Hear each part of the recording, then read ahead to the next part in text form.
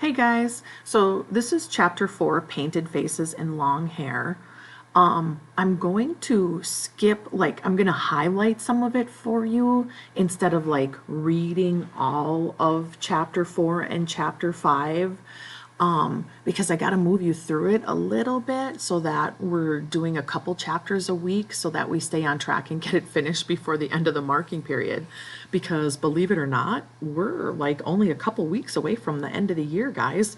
So stay with it. Like I said, I know sometimes it starts a little slow for some people, but it's starting to pick up now. Plus, I'm going to move you guys through it a little bit faster and get you kind of to the action parts and stuff like that. So if you don't like how I'm skipping it, you can do one of two things. Just read it on your own independently, or you can go to YouTube and search out the chapters that we're covering and listen to the full audio chapters of it, like read by someone else. But if you don't mind just kind of skipping through some of the narration, which I will still highlight for you, like you're going to still know what's going on. And then reading certain key parts like the conversations, the meetings, stuff like that. We'll still read larger portions like that. If that doesn't bother you, then just stick with me through this version. Otherwise, do what works best for you guys, okay? All right.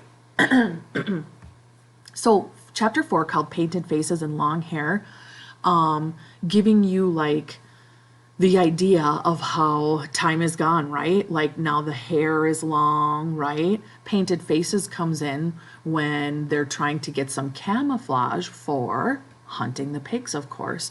And so the symbolism of it is not only just the amount of time, like they've been on the island some time now, probably a couple months probably at this point, like a month or two.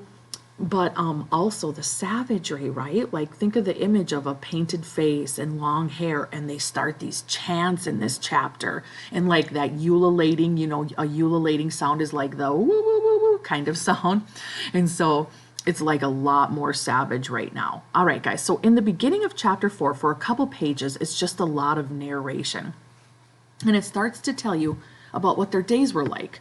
Right? Like right here, it says how in the morning, how people were excited because the light was out and stuff like that. And the day was just starting and things were fresh and new. Then it goes on and it says how strange things happen at midday because they start to see basically what they call mirages. It says it looks like islands pop up in the middle of the ocean where there should be none, and that Piggy explains that those are mirages because it's just so hot. All right, it tells you here they start to call the group of the small ones the little ones. So they start to call the little kids the little ones. What else? Let's see. The little ones, all these poor kids. It talks about how they are used to stomach aches and they suffer from untold terrors in the dark and huddle together for comfort. These poor kids, you got to remember the little ones are 5 to 6 years old, and it says they're kind of used to now not of crying for their moms and stuff like that. Oh, this has got to be hard for young kids like this. And the only food they have are these fruits that they're finding. And it gives them stomach aches, right? Like you eat that much fruit all the time and maybe some of it isn't necessarily fruit you should be eating. And so they always have the stomach aches, the diarrhea, that type of thing. Okay. Then it gets on to kind of what's happening now. So it tells you how there's a couple of boys out here.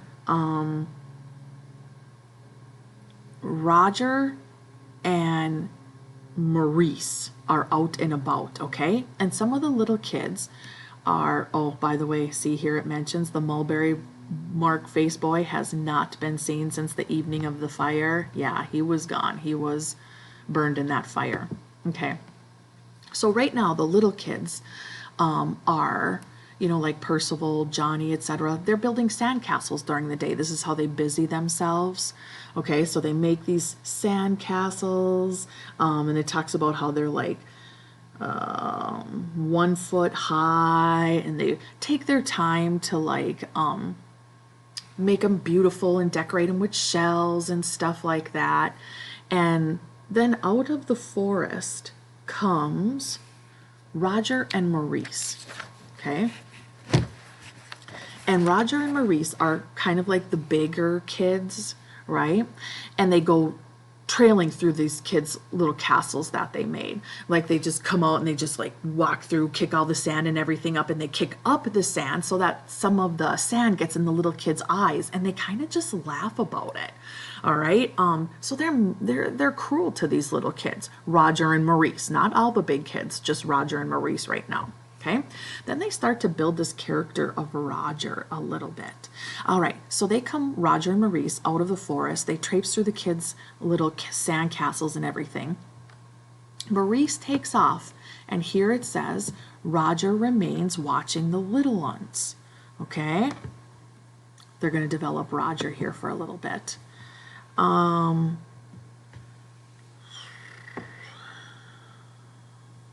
else can I tell you? Henry, one of the little kids right here, okay? So after they kind of cry a little bit about the sand in their eyes and stuff, they kind of disperse. And Henry goes and kind of walks off down the beach, and he starts playing a little bit with some shellfish and other things like that in the water. And Roger trails behind him, like kind of creeping behind him, like spying on him, like staying out of the way, like in the woods, the forest and stuff, like just talking about, just like spying on him and watching what he's doing. So Henry's just playing around the ocean and he's having fun and stuff like that. And then all of a sudden, Roger comes out kind of in full view, right? And he's standing there just staring at little Henry playing on the beach and stuff like that. And then the coconut trees kind of like breeze above him and everything. And then he looks up at these huge coconuts that are like falling around him. This is Roger now. So Roger's standing outside of the forest now, kind of full on, just creeping on poor little kid. And the coconut trees, the coconuts are falling, around him. None have touched him or anything, but it says like he's really unmoved by it. And then right here, it says they fell about him with a series of hard thumps, and he was not touched. He didn't consider his escape, like Roger doesn't think about running away, but he looks from the coconuts to Henry and then back to the coconuts again. Okay, then he sees this group of stones around him. Roger does, right? So Roger sees this group of stones around him. He picks one up, aims it, throws it at Henry, threw it to miss, he says. So he's intentionally trying to antagonize him, but he's purposely missing him when he's throwing these rocks at this little one. Okay, then it says he begins to pick up a handful of stones and throws them. Right here it says there's a space around Henry, perhaps 6 yards in diameter, in which he dare not throw. Here, invisible yet strong, was the taboo of old life. Roger's arm was conditioned by a civilization that knew nothing of him and was in ruins. Okay, what that means is it's still like there's that haunt of consequences in Roger's head, right? Like he knows you just don't throw a rock at a little kid like that. But he's antagonizing him, and maybe he wants to throw a rock and hit that little one for who knows what reason, right? But yet still there's something in him that's like, it's taboo to hit a little kid with a rock. So it's like these old rules from his old civilization are still like embedded in his head. But you guys, imagine if at some point he thinks, who cares? It's not like we're going to be rescued, right? Like those laws don't apply here and anything goes. Somebody like Roger, dang, Roger's, when they develop him here a little bit more, it says when he was throwing those rocks, Henry turned and was trying to see who was there, right? And it says Roger whipped behind the palm again, and he's trying to play hide and seek almost with him so that Henry doesn't see who's throwing the rocks. Then Jack starts calling him, right? Jack shows up on the scene and he's like, Roger. And Roger's still like in a daze, right? Like about throwing these rocks and stuff. And then it says, When Roger opened his eyes and saw him, he means Jack, a darker shadow crept beneath the swarthiness of his skin. A darker shadow crept beneath the swarthiness of his skin. Good Lord, that's scary. They're talking about like Roger's alter ego. You guys, like Jack is he's a angry and he's power hungry and he's starting to have these struggles with Ralph or anything, but somebody like Roger who has this darkness trying to creep out of him, who likes antagonizing and being mean to little kids. Oh my God, this guy is creepy. Like, this is the kid you need to be scared of, right? Not the outwardly loud and obnoxious and controlling one, but this one that has this darkness underneath him that's almost like trying to creep out a little bit at a time. That's Roger, and that's something to be a little bit afraid of. Okay, so anyway, as Jack catches up with Roger, they're talking a little bit about catching the pigs, right? Jack is venting. Oh, we still haven't caught a pig, that kind of thing. And he says, they don't smell me, they see me. And so that's why they're like running away from them and they're not able to catch a pig. So Jack starts thinking and he's like, oh, if only I had some green. He's talking about camouflage, right? Like as hunters, we get this, right? So he's like, if I could camouflage myself so they couldn't see like my flash of pink skin basically, then maybe he has a better chance, okay?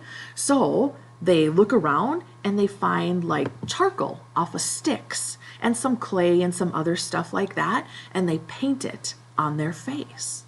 Okay, and so now they have these painted up faces full of the clay and the soot and stuff like that, and they're starting to feel like real hunters, okay? They look at each other and they kind of like nervously giggle at each other because they're a little creeped out about how savage they kind of look. I mean, you got to think now with these kids, these are schoolboys, literally choir boys, you guys, right?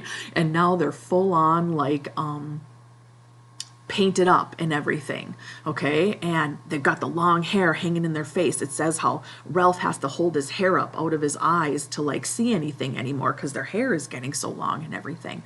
So anyway, it really has this like kind of intense look to themselves, like very savage. And so when they look at each other, at first they're kind of like, ooh, uncomfortable, and they kind of laugh. But down here, Jack rushes at the twins and they kind of get like, whoa, like taken aback and stuff and creeped out a little bit.